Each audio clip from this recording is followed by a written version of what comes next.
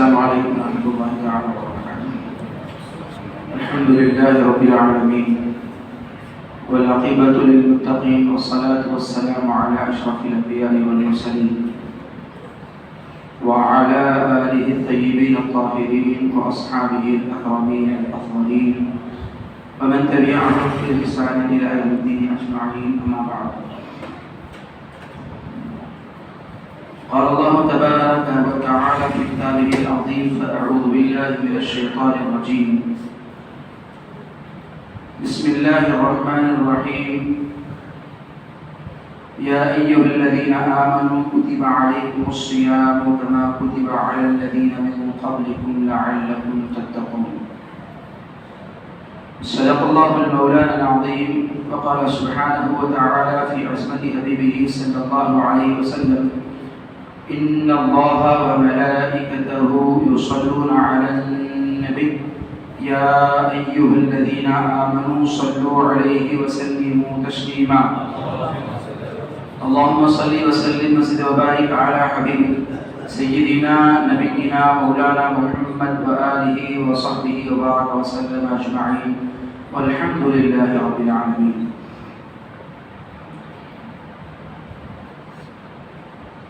اللہ سبحانہ و تعالیٰ کا بے پناہ فضل و احسان ہے کہ اس نے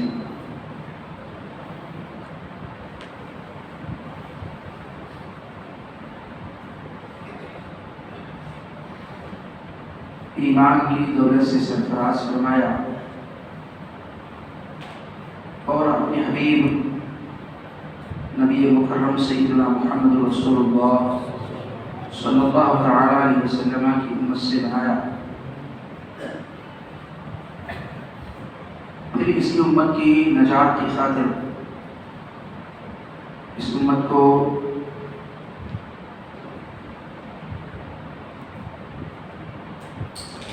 مالا مال کرنے کے لیے اللہ نے ماہ رمضان جیسا عظیم مہینہ عطا فرمایا. عزیزان محترم،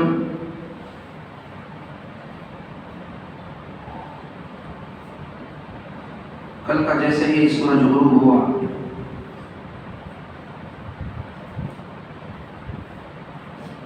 کچھ ہی دیر میں ہر ایک کی زبان پر یہ کلمات ہمیں سننے میں ملے: شام مبارک ہو. کوئی کہہ رہا ہے رمضان مبارک ہو. ہر ایک دوسرے کو آپس میں مبارکبادی دیتے جا رہے ہیں. رمضان، ماہ رمضان جلوہ فکر ہو گیا ہے. عزیزان محترم، آپ ذرا غور کریں، ماہ رمضان کا چاند جیسے ہی نظر آ گیا، اہل ایمان کی سوچ، اہل ایمان کی فکر، اہل ایمان کا جذبہ الحمدللہ وہ دیکھنے والا ہوتا ہے. جیسے ہی ماہ رمضان کا چاند نظر آ گیا، ایک خوشی کی لہر دوڑی. ایسے معلوم ہوتا کہ اسے بہت بڑا خزانہ مل گیا، کوئی ایسی بڑی نعمت مل گئی. مبارک ہو، مبارک ہو. پھر ماہ رمضان کا وہ پہلا ہی لمحہ دیکھے کیسے ہے، جو عشاء 4 رکعت پڑھنے کے لیے کاہلی سستی برتتے تھے، بڑی مشکل سے قدم اٹھتے تھے، مگر جیسے ہی رمضان ہم پر سایہ فگن ہوا، ہم نے جیسے ہی آ گیا، اب تیار ہو گئے 37 رکعت پڑھنے کے لیے. اب تیار ہو گئے دیر 2 گھنٹے کھڑے ہونے کے لیے. یہ ماہ رمضان کی آمد پر ایک جذبہ ہمارے اندر ایمان میں پیدا ہوتا ہے.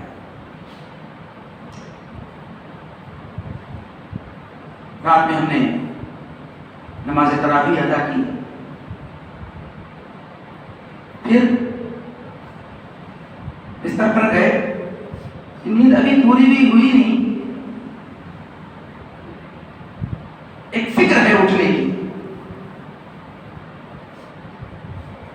سوتے سوتے خیال ہے کہ اٹھنا ہے اٹھنا ہے اٹھنا ہے، ابھی اسے اٹھنا ہے کہ خیال نے اسے نیند پوری بھی نہ ہونے دیا اور بندہ اٹھ گیا۔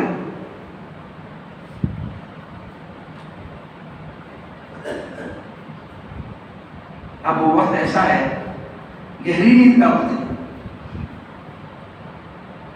سب جانتے ہیں، مگر وہ گہری نیند کا وقت ان گاڑی چلانے والے ڈرائیوروں کو معلوم ہوتا ہے کہ بھئی وہ 3 بجے کے بعد 4 بجے جو وقت ہوتا ہے وہ گہری نیند کا وقت ہوتا ہے۔ آدمی 12 بجے 1 بجے تک جاگ لیتا ہے، 2 بجے تک پھر جاگ لیتا ہے، مگر اس کے بعد نیند کا غلبہ، اس کی غشی تاری ہونے لگتی ہے۔ تو 2-3 گھنٹے کیا سوئے تھے، 2-4 گھنٹے کیا سوئے تھے، پھر اٹھ گئے۔ کھانا کھایا نہیں جاتا تھا، کچھ نوش کرنے لگے۔ تو اس مطلب جو تبدیلی آئی، ماہ رمضان نے اس پر ایسا فیضان جاری کیا کہ بس اب بندہ کہتا ہے کہ اے بندے، اب میرا سونا، میرا جاگنا، میرا کھانا، میرا پینا، میرا اٹھنا بیٹھنا اب میری مرضی کے مطابق نہیں، بلکہ اب کا میرا کھانا پینا، سونا جاگنا اب میری مرضی نہیں بلکہ اللہ کی مرضی چلے گی۔ قُلْ إِنَّ صَلَاتِي وَنُسُكِي وَمَحْيَايَ وَمَمَاتِي، وہ شان ان روزداروں میں، ماہ رمضان میں اہل ایمان میں نظر آتا ہے کہ اب ہم کھایا نہیں جاتا، نہیں کھانا ہے، کھانا ہے، دن چڑھتا ہے، بھوک ستاتی ہے، پیاس ستاتی ہے، چاہے کہ یہ کھائے، مگر اب کہتا ہے کہ تیرے کہنے سے نہیں بلکہ اللہ کے حکم سے ہم کھائیں گے، اللہ کے نبی کے بتانے پر ہم کھائیں گے۔ تو اب ہمارا کھانا ہمارے مرضی، پینا ہماری مرضی پر نہیں بلکہ اللہ اور اس کے رسول کی مرضی پر ہمارا کھانا پینا۔ یہ تبدیلی، ایک چینج ماہ رمضان میں کیوں؟ تو عزیزان محترم، قرآن پاک میں اللہ تبارک و تعالیٰ ارشاد فرماتا ہے، اے ایمان والو، تم پر روزے فرض کر دیے گئے۔ اس کی صراحت احادیث پاک میں آتی ہے، کتب علیکم الصیام، تم پر روزے فرض کر دیے گئے۔ وہ کون سے روزے؟ آپ حدیث کی طرف متوجہ ہوں گے تو رسول پاک علیہ السلام بتائیں گے، وہ ماہ رمضان کے روزے۔ وہ روزے کتنے ہیں؟ مکمل ماہ رمضان 30 روزے۔ فرمایا روزہ کیا ہے؟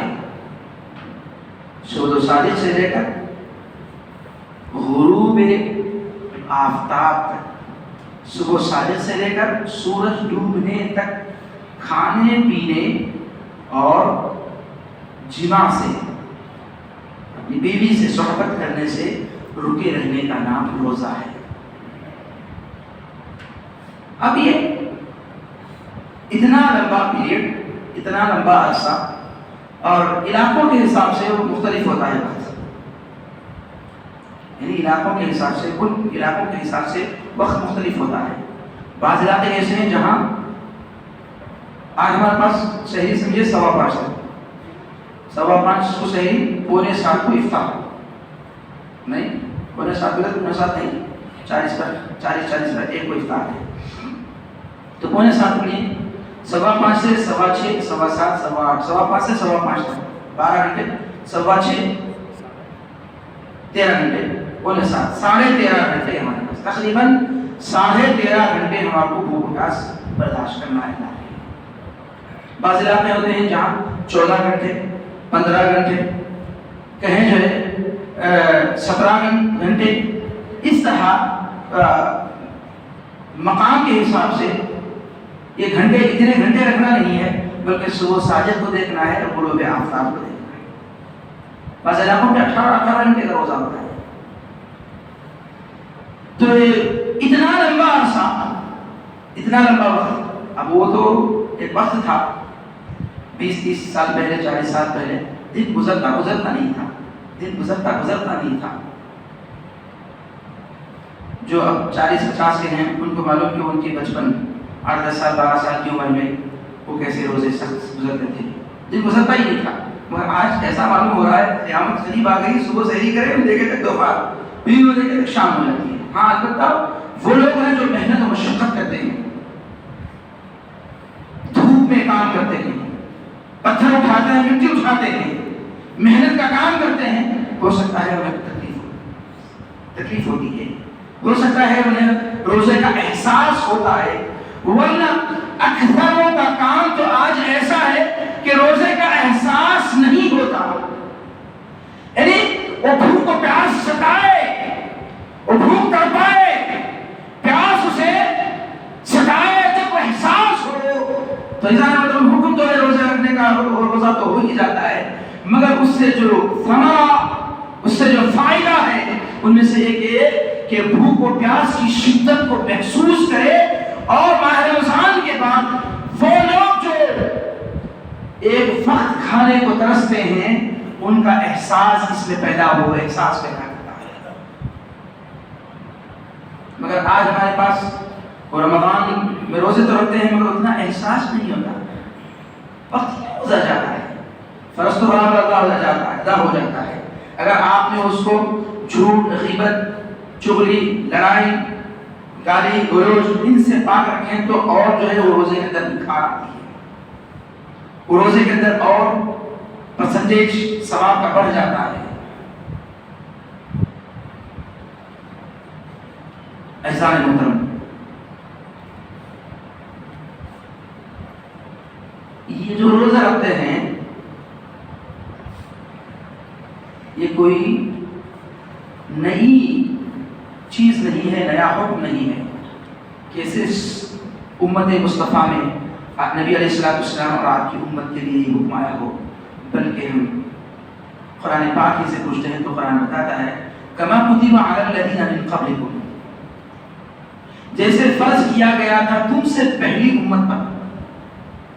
یعنی یہ روزوں کا سسٹم، یہ روزوں کا طریقہ، روزے کے ذریعے، اس عبادت کے ذریعے سے اللہ کو راضی کرنا، اللہ کی رضا حاصل کرنا، اللہ کو خوش کرنا، اللہ کی خوشنودی حاصل کرنا، یہ پچھلے امتوں میں بھی تھا۔ آدم علیہ السلام اور آپ کی امت، نوح علیہ السلام آپ کی امت، سارے انبیاء اور ان کی امت کو روزے فرض تھے، مگر روزوں کا جو اجر ہے، روزوں کا جو بدلہ ہے، وہ ہماری اس امت مصطفیٰ کے لیے خاص ہے جو اللہ نے خوب سے خوب نوازا ہے۔ تو عزیزان محترم،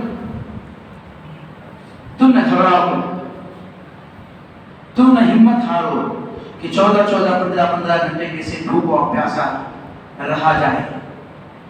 یہ تم پر ہی نہیں بلکہ تم سے پہلے امت پر بھی روزے فرض کیے گئے تھے۔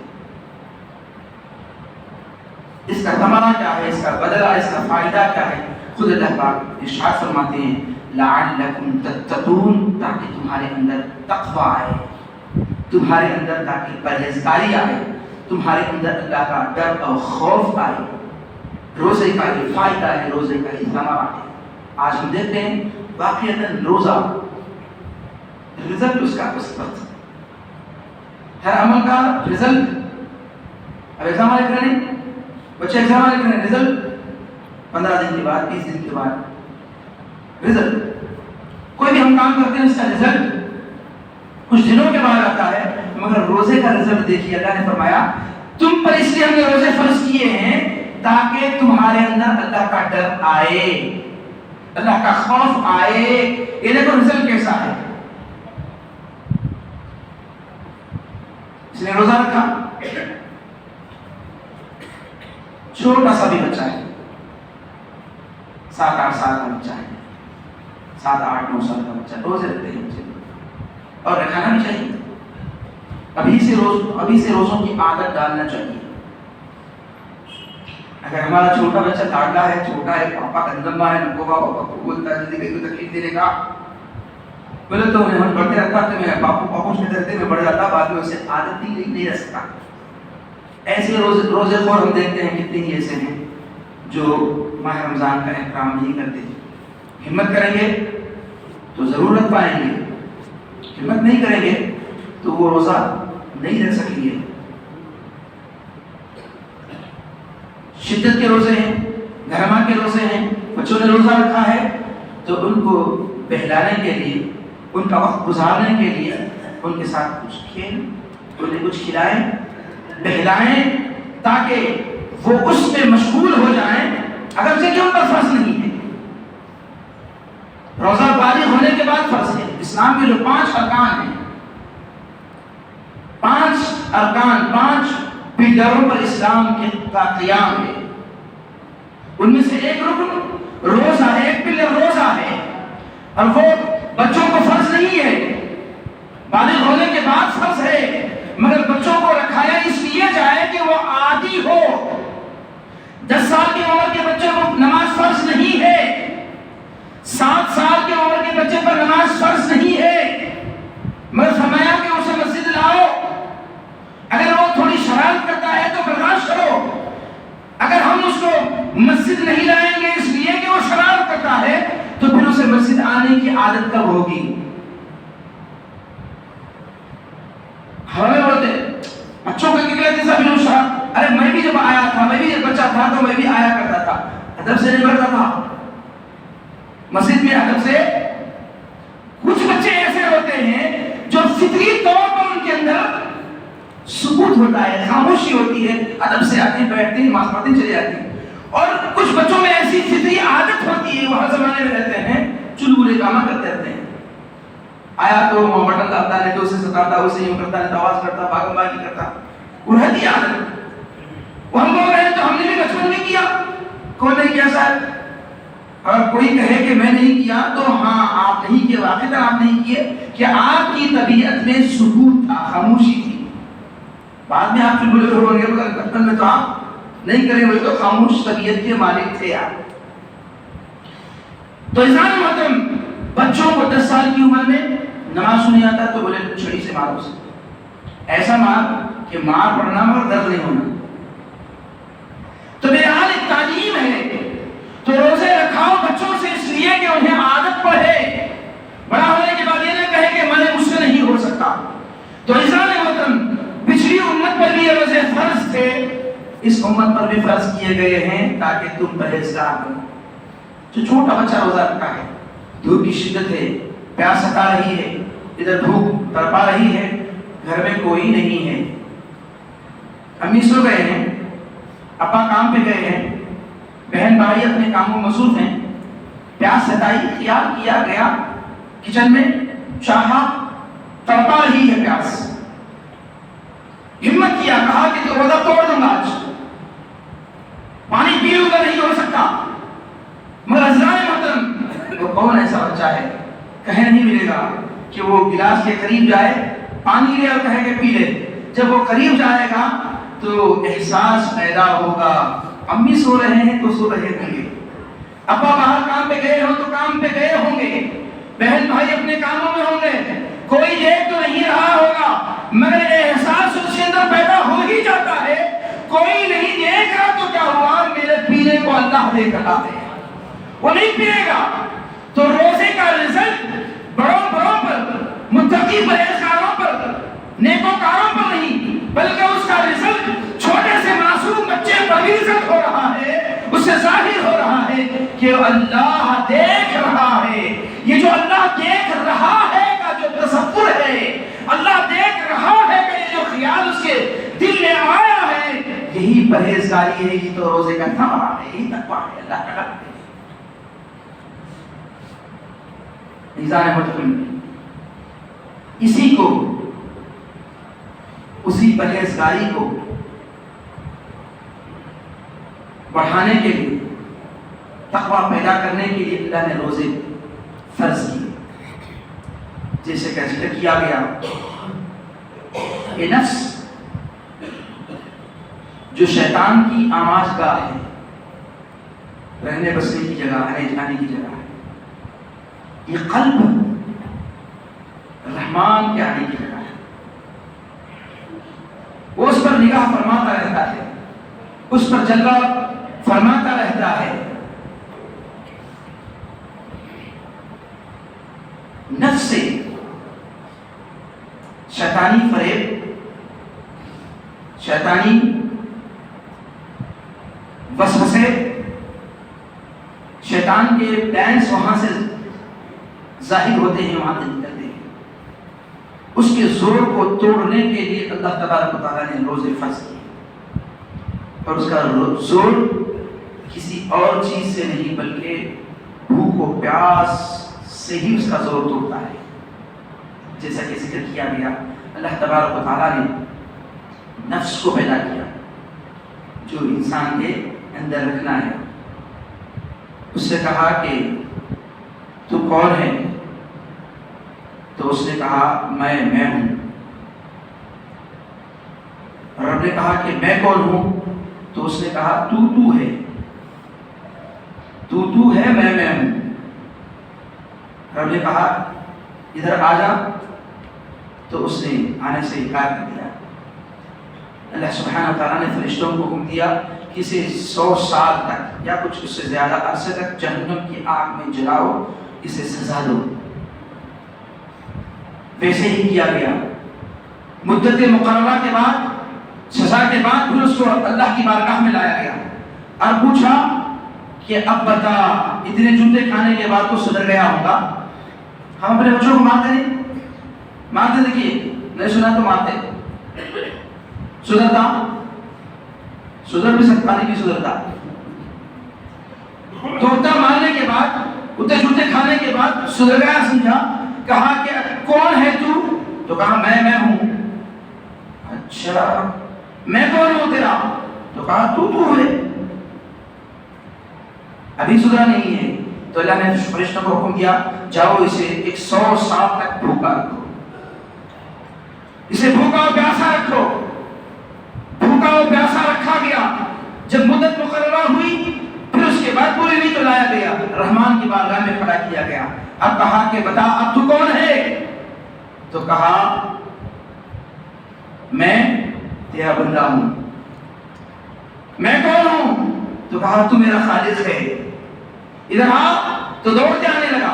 تو انسان محترم، رب سبحانہ و تعالیٰ نے کہا کہ اب نفس کے زور کو توڑنے کے لیے، اسے فرما بردار بنانے کے لیے، اس کا مطیع نہیں بلکہ وہ ہمارا مطیع و فرما بردار بننے کے لیے اسے سزا دینے کی ضرورت نہیں ہے، اسے مارنے توڑنے کی ضرورت نہیں ہے. اگر شرارت نفسانی ہے تو کہا اسے بھوکا اور پیاسا رکھ دو، مطیع و فرما بردار ہو جائے گا. تو اس لیے کہا کہ 11 مہینے تک کبھی یہ اس کی کبھی وہ اس کی سنتا رہتا ہے. اب اس کے زور کو ختم کرنے کے لیے 1 مہینے بھوکا پیاسا بندے کو رکھا جائے تاکہ اس کا نفس کا زور ٹوٹے اور وہ اس کا مطیع و فرما بردار ہو جائے. عزیزان محترم، اللہ تبارک و تعالیٰ چاہتا ہے کہ ہم پرہیزگار بنیں، نیکوکار بنیں، صاف و ستھرے بن جائیں. اللہ کے نبی صلی اللہ علیہ وسلم نے ارشاد فرمایا من صام رمضان ایمانا و احتسابا غفر له ما تقدم من ذنبه. جو ماہ رمضان کے روزے اخلاص کے ساتھ رکھتا ہے وہ ایسے پاک و صاف و ستھرا ہو جاتا ہے کہ اس کے پچھلے سارے گناہ معاف ہو جاتے ہیں. اور فرمایا گیا کہ وہ ایسے ہو جاتا ہے جیسے اس کی ماں نے اسے اپنی چنا ہے. ومن قام رمضان ایمانا واحتسابا، اور ماہ رمضان میں قیام کرے گا تراویح کی شکل میں، نفل عبادت کی شکل میں، اور رات میں کھڑا ہو کر کے عبادت کرے گا، اس کے لیے بھی یہی اجر بیان کیا گیا کہ اس کے سابقہ گناہوں کو اللہ معاف کر دے گا، اسے پاک و صاف ستھرا کر دے گا. تو ماہ رمضان ہمیں صاف و ستھرا کرنے کے لیے، ہمیں پاکیزہ کرنے کے لیے، ہمیں اللہ والا بنانے کے لیے، اللہ کا قریب تر کرنے کے لیے، اللہ کا نیک بندہ بنانے کے لیے ہمیں جلوہ فکر ہوا ہے۔ عزیزان محترم، ماہ رمضان کا ہم نے بڑے زور سے استقبال کیا ہے۔ اس کا استقبال میں تو ویلکم، کسی کے آنے پر ہم ویلکم کرتے ہیں؟ نہیں کرتے۔ چند ہفتے پہلے استاد محترم جو تشریف لائے تو طلباء نے، لوگوں نے ویلکم کیا، پھول کا ہار پہنایا، مرحبا مرحبا کہا، خوش آمدید کہا، خوشی کا اظہار کیا، مصافحہ کیا، معانقہ کیا، خوشی کا اظہار کیا، اور ہم نے بھی ماہ رمضان کی آمد پر اس کا استقبال کیا، باقاعدہ اس کا استقبال ہم نے کیا۔ سارے عالم میں مسلمانوں نے ماہ رمضان کا استقبال کیا۔ اس کی کیا دلیل ہے؟ تو عزیزان محترم، کیا آپ نے نہیں دیکھا ماہ رمضان کے آتے ہی گھنٹے کے اندر اس کا ایسا استقبال آ گیا، مہینہ رمضان مبارک مبارک مبارک کہتے کہتے مسجدوں میں یوں آ گئے، مسجد تنگی کا اپنے دامن کو تنگی کا خیال کرنے لگی۔ جہاں مسجد 3 صف 4 صف بڑی مشکل سے، اب اپنی تنگ دامنی کی شکایت کرنے لگی، مسجد میں چھوٹی ہو گئی۔ اے ایمان والو، تم اتنی کثرت کے ساتھ آ گئے کہ اب میں چھوٹی ہو گئی، میں اتنی بڑی کشادہ تھی، اتنی لمبی چوڑی تھی، کبھی بھرتی نہیں تھی، مگر تم نے ماہ رمضان کا استقبال کرتے ہوئے تم نے مجھے تنگ کر دیا، یعنی مجھے شکایت کرنے کا موقع دیا کہ میں تنگ دامنی، میں اپنی چھوٹی ہونے کا احساس مجھے ہو گیا۔ نیچے اوپر یہ استقبال ہی تو ہے۔ تو جب ہم استقبال کیے ہیں تو آنے کے بعد ایسا نہیں کہ گھٹا بتا کے ہاتھ بتا کے چلے جاتے ہیں، آیا مہمان بولتا آؤ ٹھنڈا پیو، بھوک جاتے ہیں، کہاں چلے گا وہ، چھوڑ کہاں چلے گا، بہت ویلکم تو بہت کرا، مگر چھوڑ کے بھاگ آنے کہاں چلے گیا؟ تمہارے رمضان کا ہم نے ویلکم کیا، 1 دن 2 دن 3 دن 4 دن، پھر اس کے بعد پنجے کھڑے،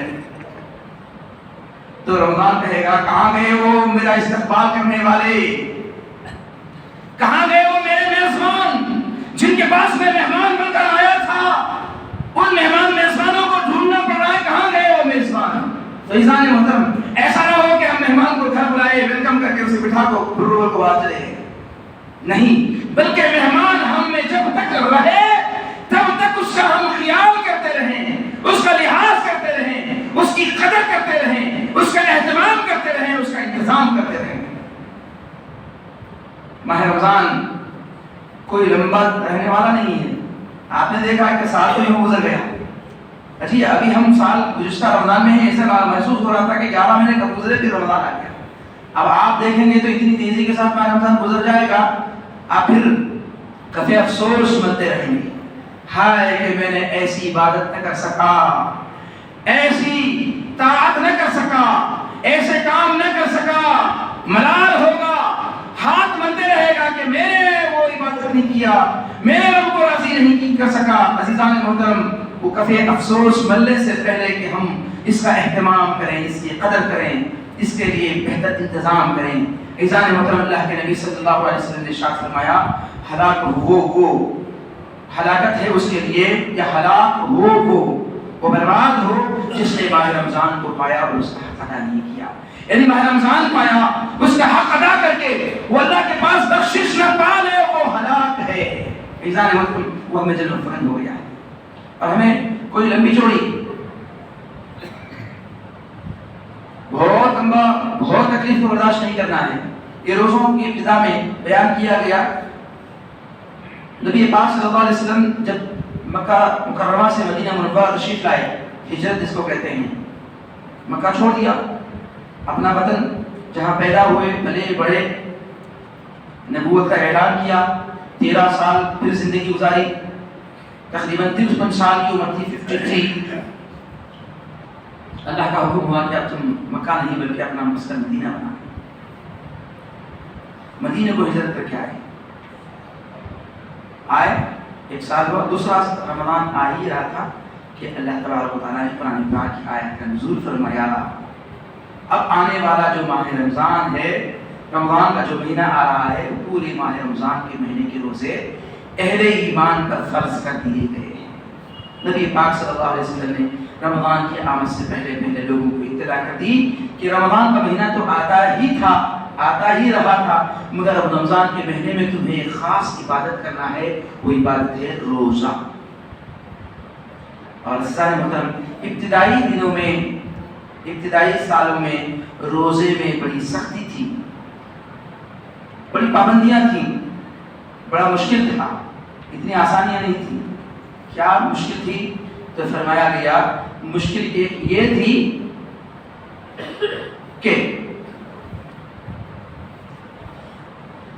سورج غروب ہونے کے بعد افطار کر لینا۔ سورج غروب ہونے کے بعد جیسے ہم افطار کرتے ہیں، افطار کر لینا، جب تک کھاتے رہو پیتے رہو، سو گئے روزہ شروع، سو گئے تو روزہ شروع۔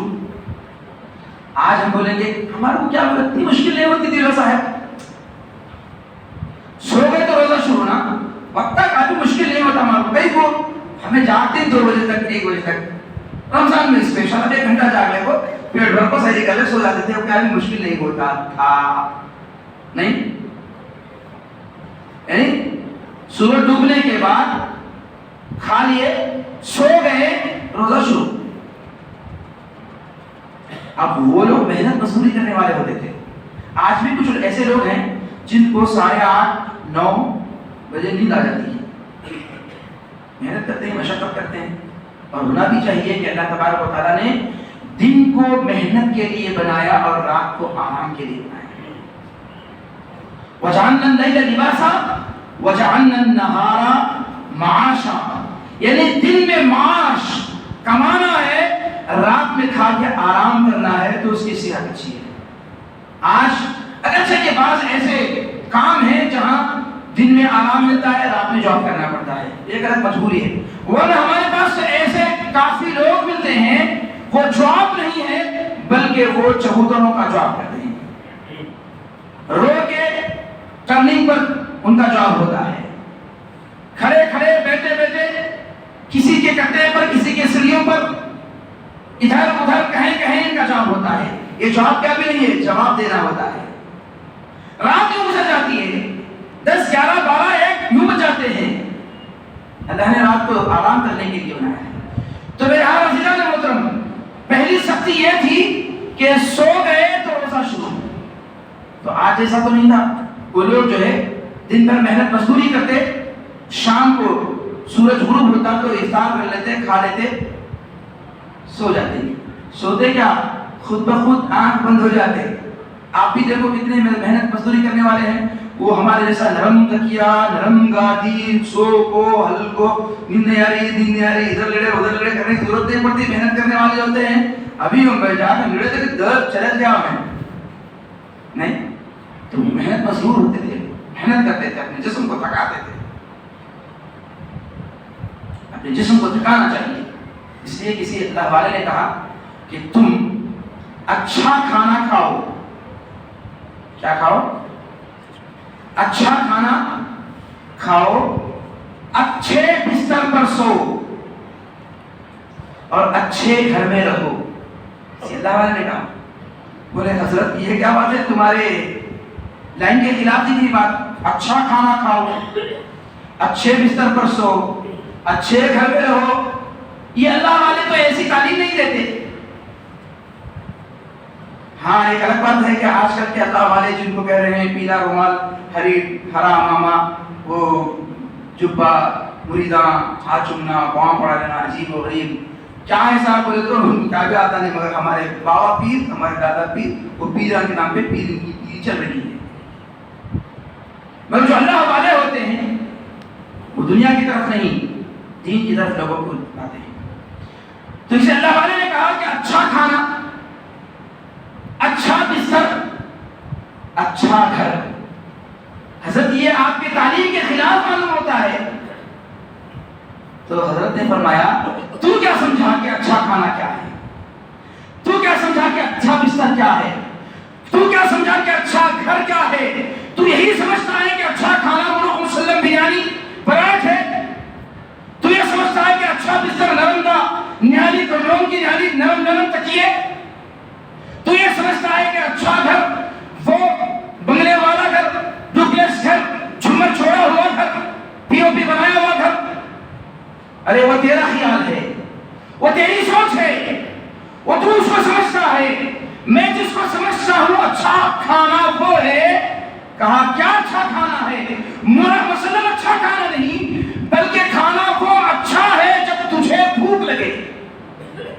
جب تجھے بھوک لگے، جب تجھے بھوک لگے تو کھا، جو کھائے گا وہ اچھا ہوگا. ہمارے بڑے لوگ بولتے ہیں پہلے روٹی چٹنی میں ایسا مزہ آج نہیں چاہیے، وہ خالی وہ لہسن چٹنی، لہسن مسالہ گھس کو کھائے تو کیا مزہ، بابا بابا بابا وہ سا مزہ سا. دال بگا رہے گا تو گھر تک ادھر ادھر جاتا، اسی مزیدار ہوتی دال، پکی بھی مزیدار ہوتی. ابھی مزاج نہیں ہے. بریانی پکاتے تو مزہ نہیں، کیا مزہ نہیں. اور مزے کے لیے عجیب و غریب چیزیں ڈالنا پڑتا ہے. نارمل چیز ڈال کے پکاؤ تمہیں گھر میں نہیں چلتا. ٹیسٹنگ نمک منگاؤ چاہیے تھے، وہ ٹیسٹنگ وہ مسالہ منگاؤ، ٹیسٹنگ یہ مسالہ منگاؤ. کہیں کوئی اس میں ٹیسٹ نہیں ہے، سب میں ٹیسٹ ہے. وہ ٹیسٹ جو ختم کیے ہیں ہم نے اس میں نہیں بلکہ ہم نے اس میں ٹیسٹ ختم کیا ہے. آج بھی وہ روٹی چٹنی میں مزہ ہے، آج بھی وہ دال میں مزہ ہے جب تمہیں بھوک لگے، جب بھوک ستائے، جب کھاؤ کیوں نہیں. واقعتاً وہ کھانا اچھا ہے. تو بزرگ نے فرمایا کھانا اچھا کھاؤ مطلب مرغ مسلم نہیں بلکہ تم اس وقت کھاؤ جب تمہیں بھوک لگے. اور جب بھوک لگے کھاؤ. اور رسول اللہ نے فرمایا جب بھوک لگے کھاؤ، اور جب بھوک ابھی تھوڑی باقی رہے اپنا ہاتھ برتن سے اٹھا لو. اب دیکھو کہ کون سی بیماری تمہیں لاحق ہوگی، اب دیکھو کہ تمہیں کون سا مصیبت لاحق ہوگی. تو عزیزان محترم، اچھا کھانا وہ ہے جب بھوک لگے تب کھائے. اچھا بستر آرام دہ نہاری نہیں بلکہ اچھا بستر وہ ہے جب تم اپنے جسم کو تھکاؤ،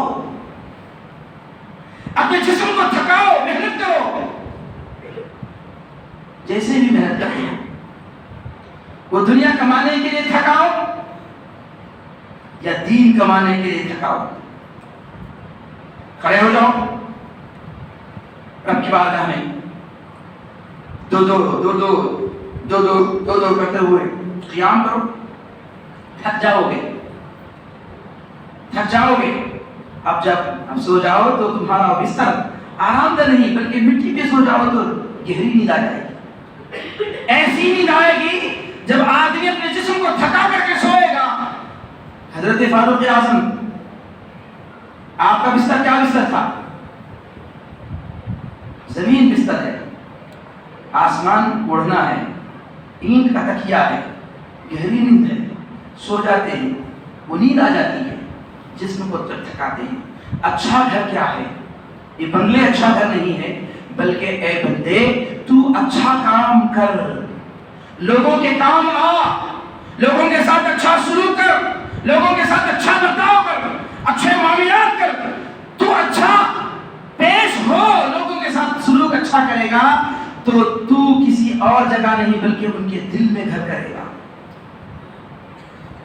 جب ان کے دل میں تو بسے گا تو جب بھی وہ تجھے یاد کریں گے تو اچھائی کے ساتھ یاد کریں گے.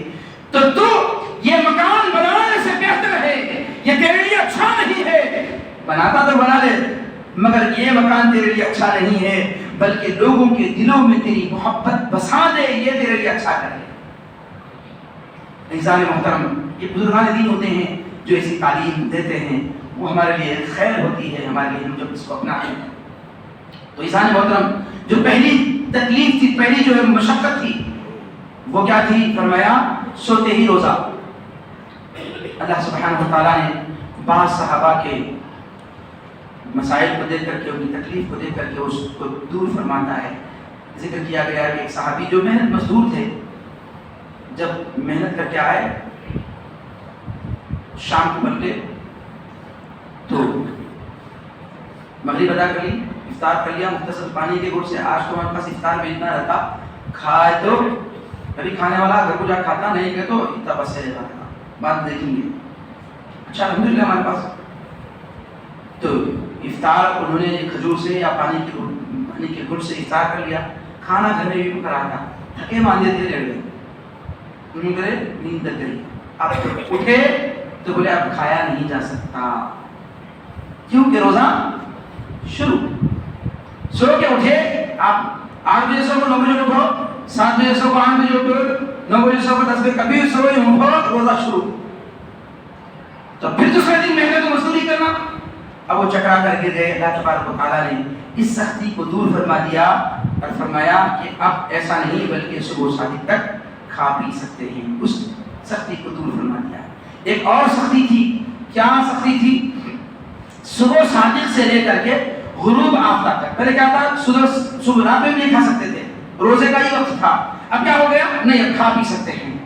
سو کے اٹھو کھاؤ پی ہو سکتا، مگر صبح صادق سے لے کر کے غروب آفتاب تک، غروب آفتاب تک کھا پی نہیں سکتے. وہ ختم ہو گیا. اب دوسرا جو سختی تھی وہ سختی تھی کہ وہ اپنی بیوی کے قریب بھی نہیں جا سکتا تھا. رات کے وقت میں وہ اپنی بیوی کے قریب بھی نہیں جا سکتا تھا. عزیزان محترم، بعض صحابہ کی سے سننے کے بعد نبی پاک علیہ الصلوۃ والسلام کی خدمت میں حاضر ہو کے عرض کرنے لگے، اللہ کے رسول اسلام، رات کی تاریکی میں ہم